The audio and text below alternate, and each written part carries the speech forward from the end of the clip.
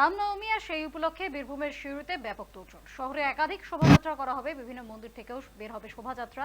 তবে তার আগে এদিন সকালে 9:30 নাগাদ সিউড়ি বেণীমাধব মাঠ থেকে তৃণমূলের পক্ষ থেকে মিছিল করা হয়। আর সেখানে সাংসদ শতাব্দী রায়, সিউড়ির বিধায়ক বিকাশ রায়চৌধুরী সহ তৃণমূলের অন্যান্য নেতা এবং কর্মীরা উপস্থিত ছিলেন। মিছিল থেকে বীরভূমের সাংসদ শতাব্দী রায় বলেন, ভগবান রাম সবার, উনি কারোর সম্পত্তি নন।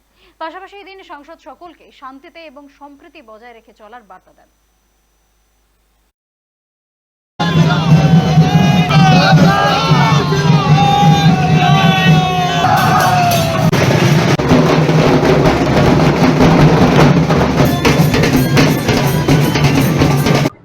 শান্তিতে থাকুক মানুষ, ধর্ম বিদ্বেষ ভুলে মানবিকতার কথা বলে মানুষের সম্পর্কটাকে ইম্পর্টেন্ট দিন এবং রাম সবার এবং সীতারাম, শুধু রাম নয়, আমরা সীতারাম মানি।